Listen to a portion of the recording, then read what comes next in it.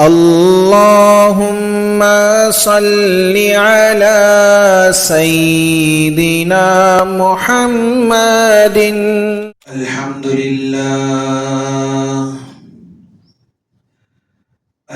لله نحمده ونستعينه ونستغفره ونؤمن به ونتوكل عليه،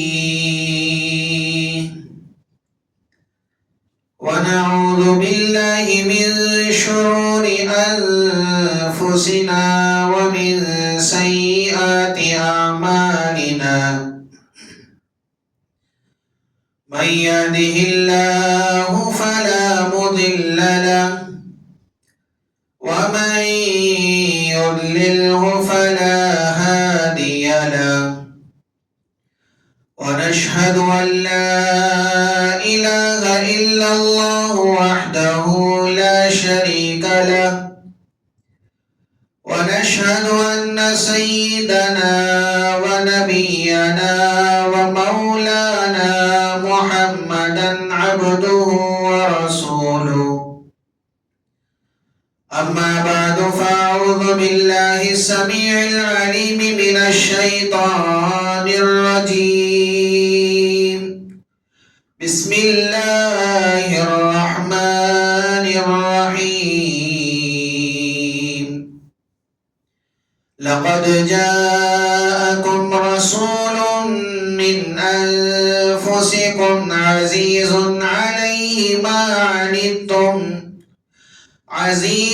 عليه ما عنتم حريص عليكم بالمؤمنين رؤوف رحيم.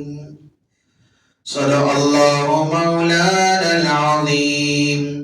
وقال النبي صلى الله تعالى عليه وسلم: إنما بعثت معلما. وقال النبي صلى الله تعالى عليه وسلم: أنا آخر الأنبياء وأنتم آخر الأمم.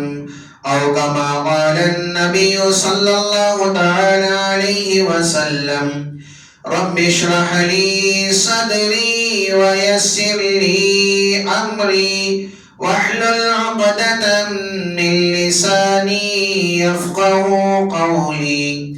اللهم صل على محمد وعلى آل محمد كما صليت على إبراهيم وعلى آل إبراهيم إنك حميد مجيد. اللهم بارك على محمد وعلى آل محمد كما باركت على إبراهيم وعلى آل إبراهيم إنك حميد مجيد. يا ربي صل وسلم دائما أبدا على حبيبك خير الخلق كلهم.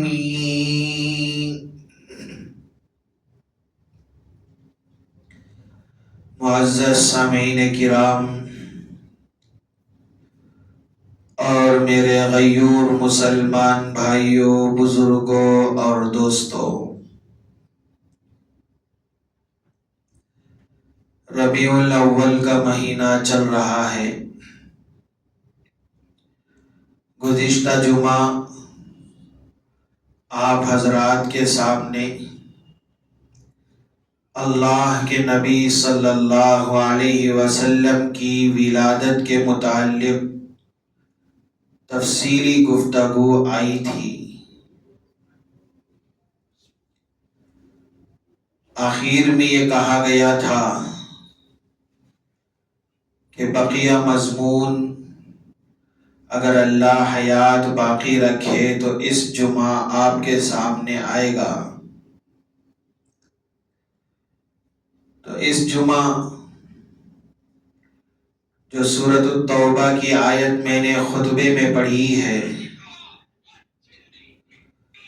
لقد جاءكم رسول من انفسكم عزیز علیہ ما عنتم حریص علیکم بالمؤمنین رؤوف الرحیم۔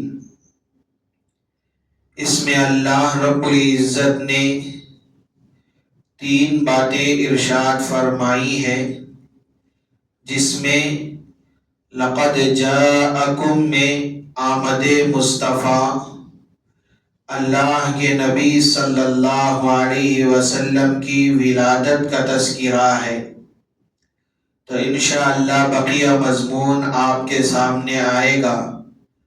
اللہ رب العزت سے دعا گو ہوں کہ اللہ تبارک و تعالی مجھے صحیح کہنے اور جو کچھ کہا اور سنا جائے گا ان باتوں پر ہم تمام کو عمل پیرا بنائے۔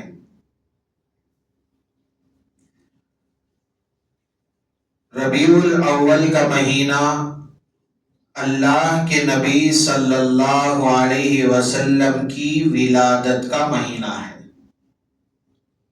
اس میں کوئی شک نہیں۔ اکابرین کا 2 باتوں میں اتفاق ہے، کوئی اختلاف نہیں۔ نمبر 1، اللہ کے نبی صلی اللہ علیہ وسلم کی ولادت ربیع الاول میں ہوئی، اس میں کوئی اختلاف نہیں۔ نمبر 2، اللہ کے نبی صلی اللہ علیہ وسلم کی ولادت پیر کے دن ہوئی، اس میں بھی کسی کا اختلاف نہیں۔ لیکن ایک بات سمجھیں، اللہ کے رسول صلی اللہ علیہ وسلم کی ولادت ربیع الاول میں، اللہ کے رسول صلی اللہ علیہ وسلم کی زندگی 40 سال کی ہوئی، تو اللہ رب العزت نے پیارے آقا حضرت محمد مصطفیٰ صلی اللہ علیہ وسلم کو نبوت عطا فرمائی، رسالت عطا فرمائی، نبی اور رسول بنایا۔ تو جب نبوت عطا فرمائی گئی وہ مہینہ بھی ربیع الاول کا مہینہ تھا۔ نبوت کے بعد 13 سال اللہ کے نبی صلی اللہ علیہ وسلم مکے میں محنت کی، دین کی دعوت دی، اللہ کے احکامات لوگوں تک پہنچائے، لیکن 13 سال کے بعد اللہ رب العزت کی حکم سے مدینے کی طرف ہجرت فرمائے۔ تو مکے سے ہجرت کے لیے جو نکلے، سفر المظفر کی 27 تاریخ تھی، غار میں پہنچے، 3 دن وہاں قیام کیا، 1 ربیع الاول کو غار سے مدینے کا سفر شروع کیا۔ اب جب نبی علیہ السلام مدینہ پہنچے تو وہ ربیع الاول کی 12 تاریخ تھی، پیر کا دن تھا۔ تو بات یہ سمجھ میں آتی ہے، ولادت ربیع الاول میں، نبوت ربیع الاول میں، ہجرت بھی ربیع الاول میں۔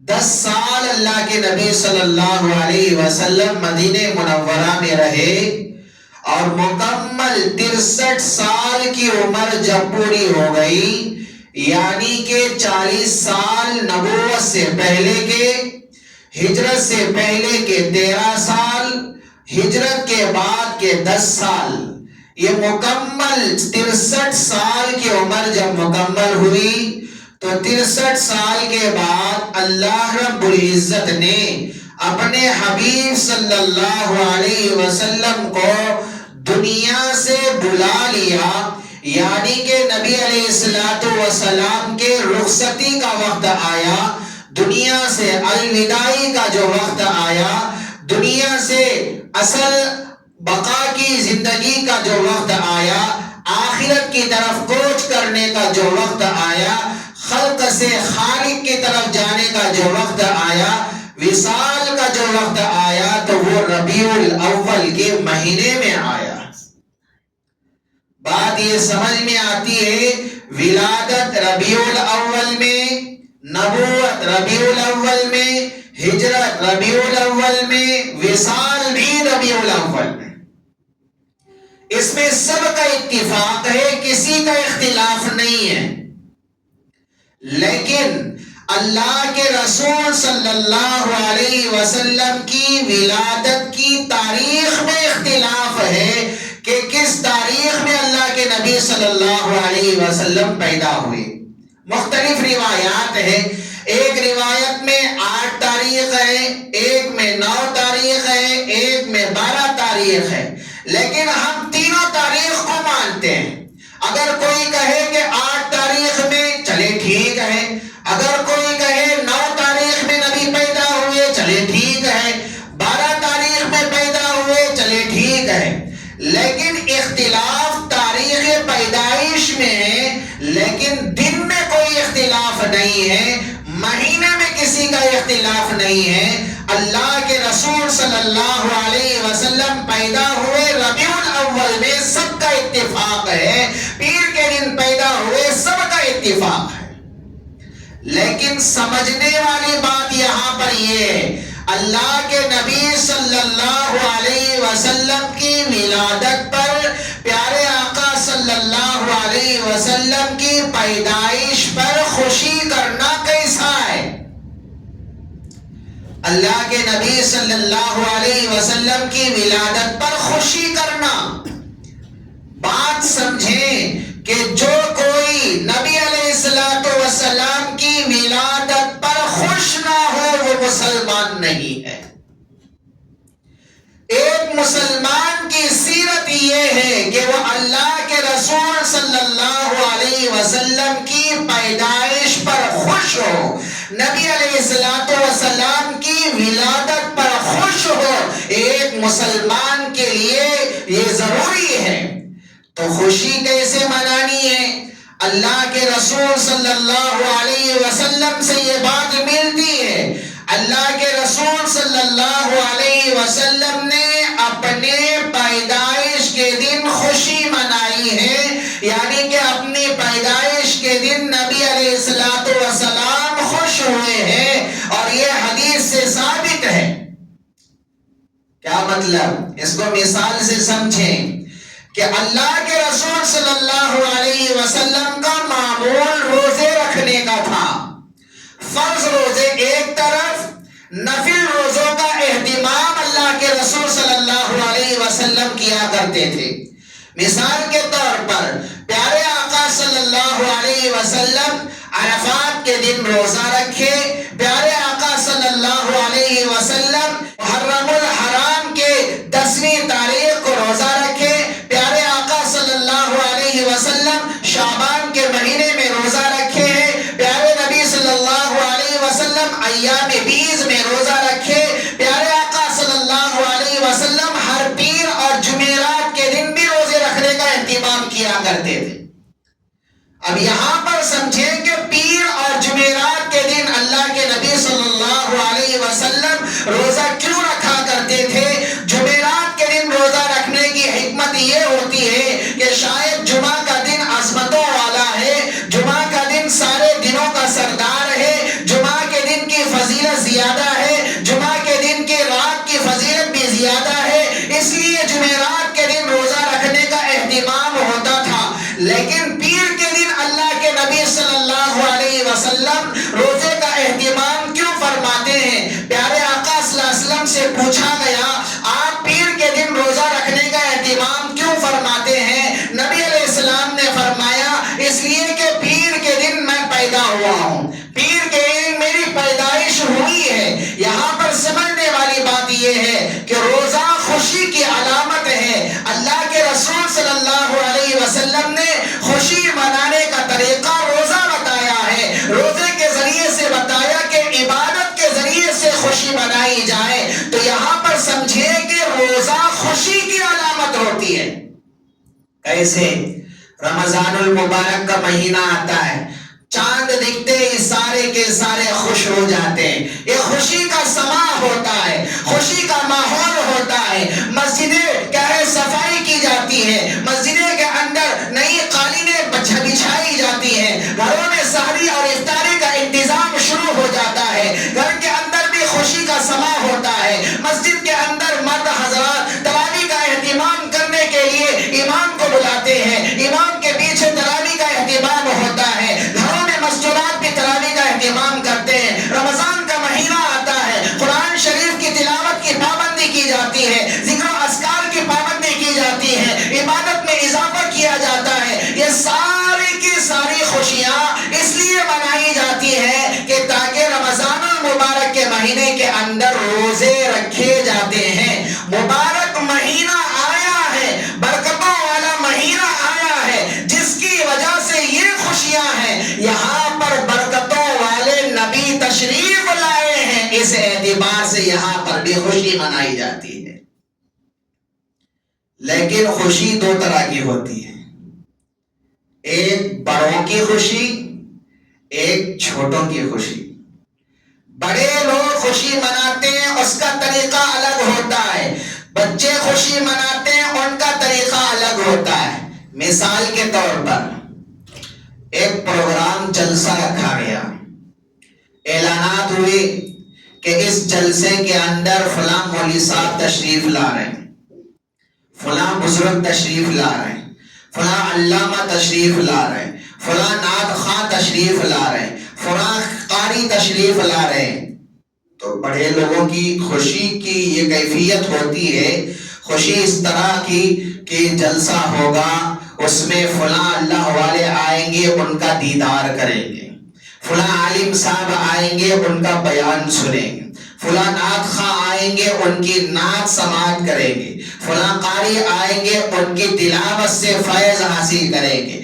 تو یہ خوشی ہوتی ہے بڑوں کی. لیکن ایک طرف بچوں کی خوشی ہوتی ہے. بچے خوشی اس طرح مناتے ہیں کہ جلسہ رکھا گیا ہے, ہمارے کپڑے نئے ہوں گے, وہاں پر ہمارے دوست احباب آئیں گے, سب سے خوشیاں بانٹیں گے, مستی کریں گے, بریانی کھائیں گے, کھانے کھائیں گے, لطف اٹھائیں گے. یہ ان کی خوشی ہوتی ہے. خوشی تو سب کے سب مناتے ہیں. نبی علیہ السلام کی ولادت پر خوشی ابو لہب بھی منایا تھا. نبی علیہ السلام کی ولادت کی خبر جب سنی تھی, اپنی لونڈی کو اس نے آزاد کر دیا تھا. خوشی تو سارے کے سارے مناتے ہیں. بڑوں کی خوشی کا طریقہ الگ ہوتا ہے. محرم کے ربیع الاول کا مہینہ جب آتا ہے تو وہاں پر بڑوں کی خوشی ہوتی ہے, نبی کی سیرت کو ہم پڑھیں گے, نبی کی سیرت کو ہم سنیں گے, نبی کی سیرت کو اپنی زندگی میں لائیں گے, نبی کے ایک ایک طریقے پر ہم عمل کرنے کی کوشش کریں گے. یہ بڑوں کی خوشی کا سما ہوتا ہے,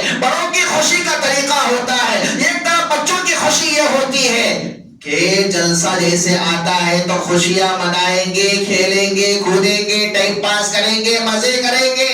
تو ربیع الاول کا مہینہ جب آتا ہے تو کہتے ہیں کہ ربیع الاول 12 ربیع الاول عید کا دن ہے.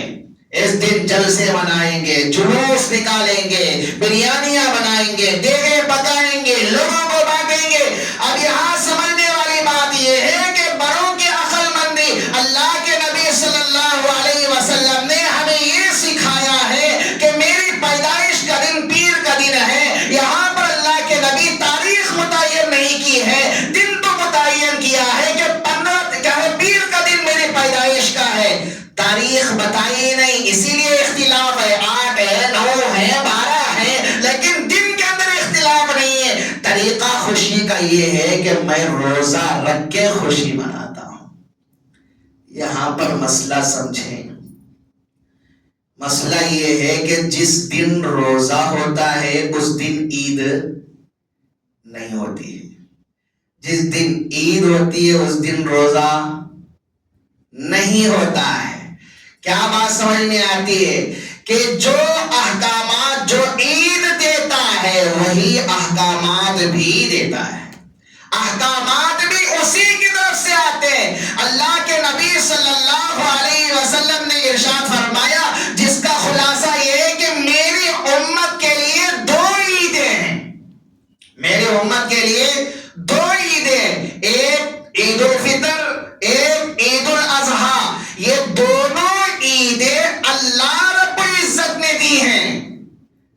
کے احکامات بھی اللہ کی طرف سے اترے ہیں۔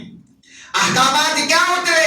اللہ نے کہا عید الفطر میں کھا کر عیدگاہ جاؤ، عید الاضحیٰ میں بغیر کھائے کے عیدگاہ جاؤ، عید الفطر میں جانے سے پہلے فطرہ دیا کرو، عید الاضحیٰ میں قربانی دیا کرو، عید الفطر میں تکبیرات آہستہ پڑھا کرو، عید الاضحیٰ میں بلند آواز سے تکبیرات پڑھتے ہوئے جایا کرو۔ عید الفطر اور عید الاضحیٰ دونوں عیدوں میں اشراق کی کوئی نماز نہیں ہے، اس دن روزہ رکھنے کا ضرورت نہیں ہے، روزہ رکھنا حرام ہے۔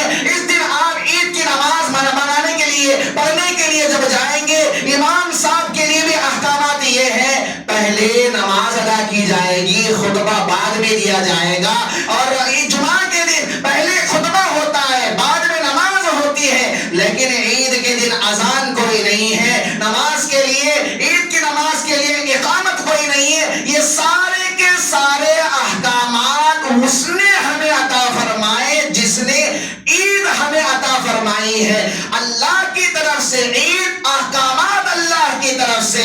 بات سمجھ میں آتی ہے کہ اسلام نے صرف 2 عیدیں ہیں، تیسری کوئی عید نہیں ہے۔ جو کوئی آدمی ربیع الاول کے مہینے میں عید میلاد النبی کے نام سے مناتا ہے تو یہ عید منانا اسلام کے اندر اس کی کوئی اصل نہیں ہے۔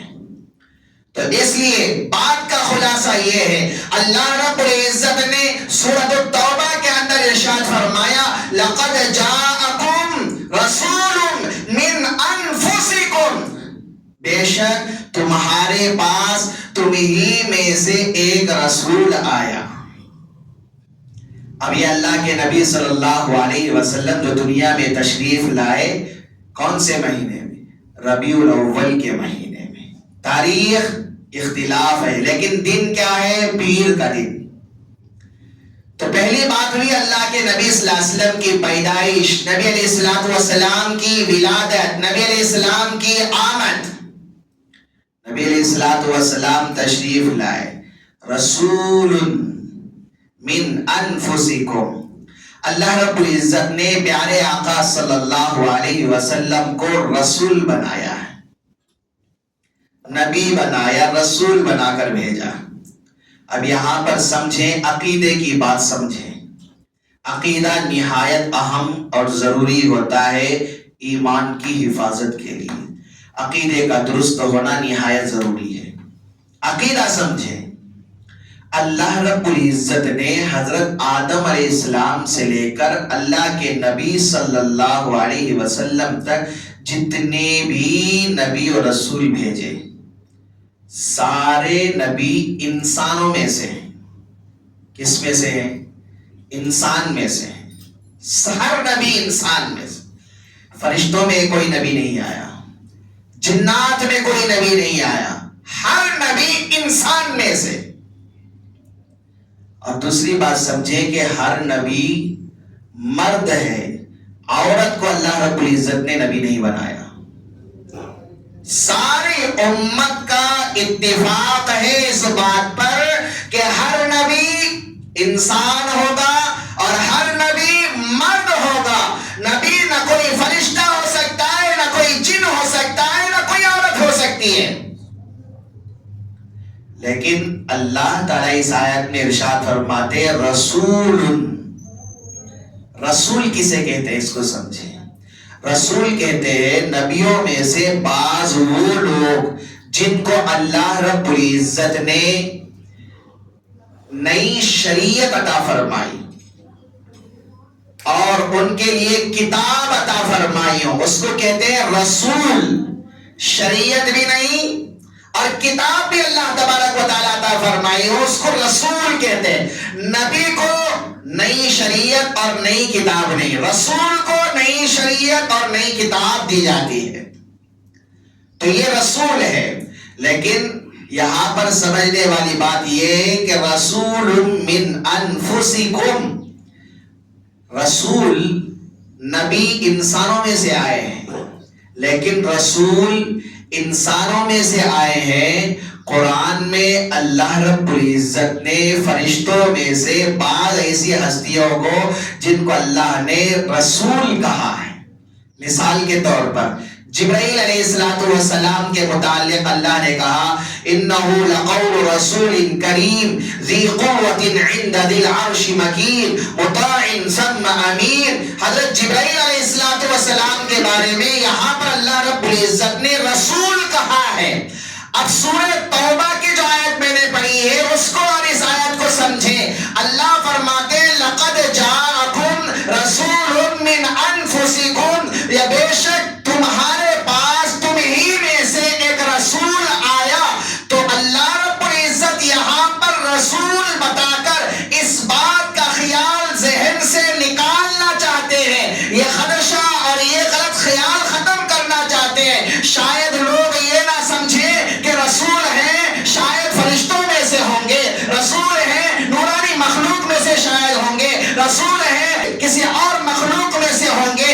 اللہ رب العزت یہ خیال ختم کرنے کے لیے ارشاد فرماتے ہیں رسول ہے من انفسکم، اے عربیوں تم ہی میں سے ہے. رسول ہے اے قریشیوں تم ہی میں سے ہے. رسول ہے من انفسکم، انسانوں تم ہی میں سے ہے، فرشتوں میں سے نہیں ہے، جنات میں سے نہیں ہے، نوری مخلوقات میں سے نہیں ہے، لیکن رسول ہے انسانوں میں سے. اسی لیے انسانوں کی ہدایت کے لیے اللہ رب العزت نے نبی کو رسول بنا کر بھیجا ہے، پیارے آقا صلی اللہ علیہ وسلم کو رسول بنا کر بھیجا ہے. لیکن میرے بھائیوں یہاں پر ایک اور بات سمجھیں. اللہ رب العزت فرماتے رسول من انفسکم، رسول ہے تم ہی میں سے. ایک روایت ہے انفسکم، فا کے زبر کے ساتھ، ایک روایت فا کے پیش کے ساتھ، ایک روایت فا کے زبر کے ساتھ.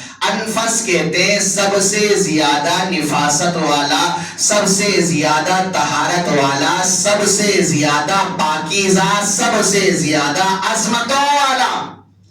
اب دونوں روایات کو سامنے رکھ کر بات سمجھیں. لقد جاءکم رسول من انفسکم، رسول ہے تم ہی میں سے، لیکن رسول ہے تم ہی میں سے، تم جیسے نہیں ہے. ہے تم ہی میں سے لیکن تم جیسے رسول نہیں ہے. کیا مطلب ہے؟ رسول انسان ہے لیکن عام انسانوں جیسے انسان رسول نہیں ہے. مثال سے سمجھیں.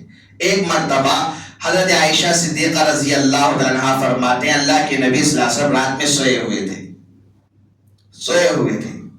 صبح اٹھے، مسجد میں گئے، سیدھا نماز پڑھا دی، وضو نہیں کیے.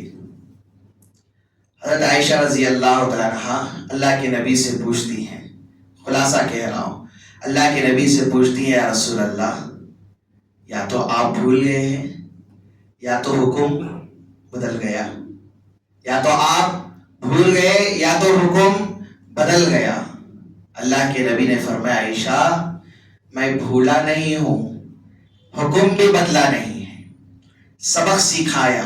میں سویا اس لیے کہ میں انسانوں میں سے ہوں، اور وضو میرا نہیں ٹوٹا اس لیے کہ تم جیسا نہیں ہو. کیا مطلب ہے؟ عام انسان جو سوتا ہے اس کا جسم سو جاتا ہے، اس کا دل بھی سو جاتا ہے، لیکن نبی اور رسول جب سوتا ہے تو جسم تو سوتا ہے، دل جاگتا ہے. اس لیے مسئلہ علماء نے یہ بیان فرمایا کہ نبی جب سوئے تو نبی کا وضو ٹوٹتا نہیں ہے، اس لیے کہ نبی کا دل جاگتا ہوتا ہے. تو اللہ کے نبی نے یہ بتایا ہے کہ میں تم میں سے ہوں، وضو ٹوٹا اس لیے نہیں کہ تم جیسا نہیں ہو. اللہ کے نبی صلی اللہ علیہ وسلم کے جسم سے پسینہ نکلتا تھا، لیکن کسی بڑے ولی کے جسم سے پسینہ نکلے تو بھی بدبو آ جاتی ہے، ہمارے جسم سے پسینہ نکلے تو بدبو آتی ہے. لیکن نبی کے جسم سے جو پسینہ نکلتا تھا خدا کی قسم کستوری سے بھی زیادہ خوشبو اس میں آتی تھی. کیا مطلب ہے؟ اللہ کے رسول تمہارے پسینے میں اتنی خوشبو کیسی؟ تو نبی علیہ السلام سبق یہ دیتے ہیں پسینہ نکل اس لیے رہا ہے کہ میں تم میں سے ہوں، خوشبو اس لیے آ رہی ہے کہ میں تم جیسا نہیں ہوں، عام انسانوں میں سے نہیں ہوں. انسان تو ہوں لیکن عام انسان جیسا نہیں ہوں. اب اس کو مثال سے سمجھیں. عقیدے کی بات ہے اس لیے تفصیلی طور پر سمجھنا ضروری ہے. آج کل دنیا کے اندر ختم نبوت پر ڈاکہ ڈالا جا رہا ہے. ہر کوئی اٹھ رہا کہہ رہا ہے کہ میں نبی ہوں، نعوذ باللہ. تو اس لیے سمجھے، یہ عقیدہ بنائے کہ اللہ کے نبی صلی اللہ علیہ وسلم آخری رسول ہیں، سچے رسول ہیں. اور نبی علیہ الصلوۃ والسلام، اللہ کے نبی صلی اللہ علیہ وسلم اللہ کے پیارے رسول ہیں. لیکن قرآن ہمیں کیا درس دیتا ہے کہ رسول انسان تو ہے، عام انسانوں جیسے نہیں ہے. مثال سے سمجھیں، بوتل میں پانی ہے، نل میں کیا ہے؟ پانی ہے، ٹینکی میں وہ بھی پانی ہے، نالے میں وہ بھی پانی ہے، ندی میں، دریا میں، سمندر میں، کنویں میں، سب پانی ہے.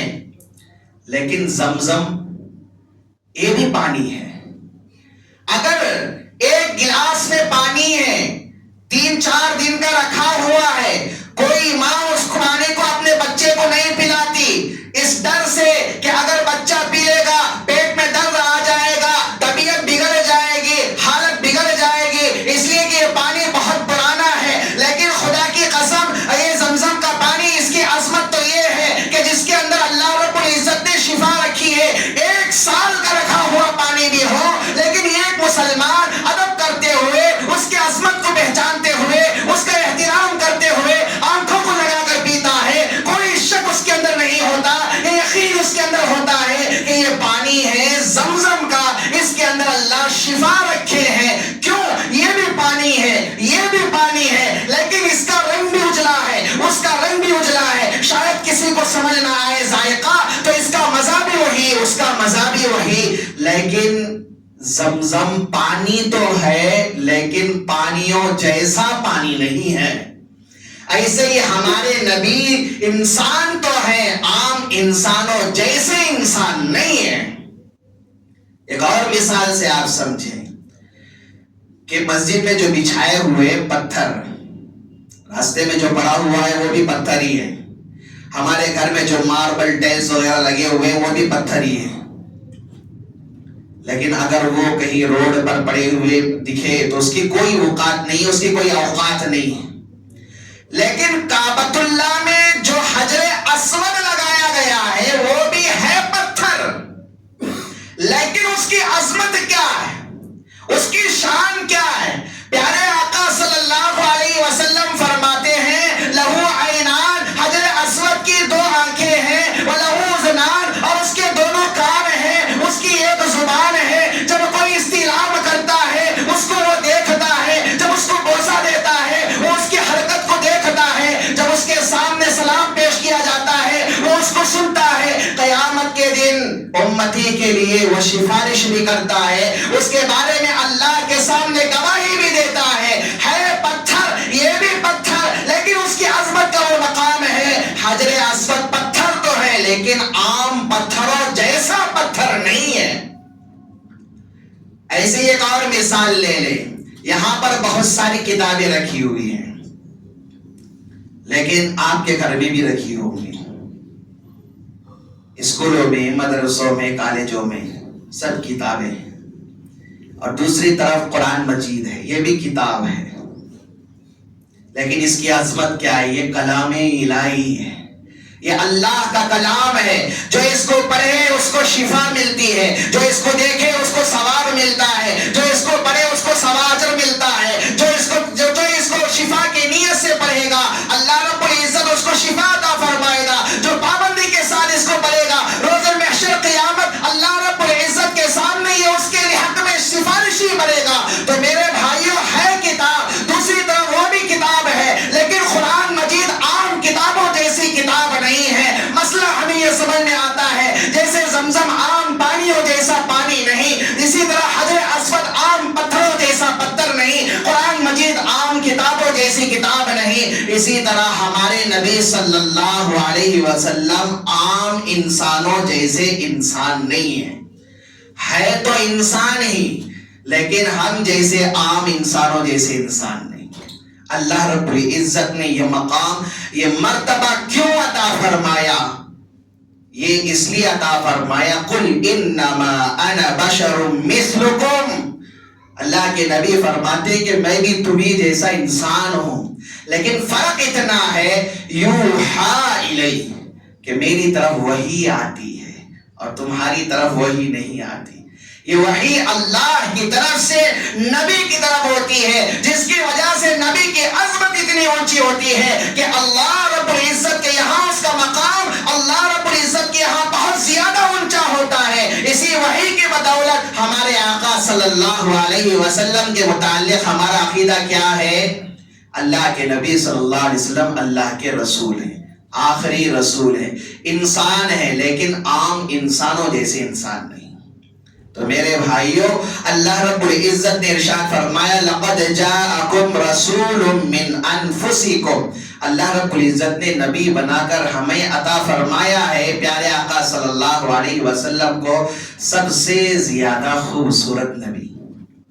جو نبی جس امت میں ہوتا ہے وہ نبی سب سے زیادہ خوبصورت ہوتا ہے، سب سے زیادہ. حضرت آدم علیہ السلام جہاں نبی بنا کر بھیجے وہاں پر جتنے تھے سب سے زیادہ خوبصورت تھے. حضرت عیسیٰ علیہ السلام کے وقت میں جتنی دنیا تھی سب سے زیادہ حسین تھے. میرے آقا صلی اللہ علیہ وسلم کسی محلے کے لیے نبی بنا کر نہیں بھیجے گئے بلکہ سارے عالم کے لیے نبی بنا کر بھیجے گئے. تو اللہ کے نبی صلی اللہ علیہ وسلم سارے عالم میں سب سے زیادہ حسین و خوبصورت. تو اس لیے میرے بھائیوں نبی علیہ السلام کی سیرت کو پڑھیں، نبی علیہ السلام کی سیرت کو سمجھیں، نبی علیہ السلام کی سیرت کو آئیڈیل بنائے، نمونہ بنائے. ایک ایک طریقہ نبی علیہ السلام کا اپنی زندگی کے اندر لانے کی کوشش کیا کرے، اس لیے کہ نبی علیہ السلام کے طریقے میں اللہ رب العزت نے ہماری کامیابی رکھی ہے. نبی کے علاوہ غیروں کے طریقے میں کامیابی نہیں ہے. اللہ رب العزت سے دعا گو ہو کہ اللہ رب العزت پیارے آقا صلی اللہ علیہ وسلم کی سیرت کو جان کر اس پر عمل کرنے کی اللہ تعالی ہم تمام کو توفیق مرحمت فرمائے. آمین. وآخر دعوانا ان الحمد للہ رب العالمین.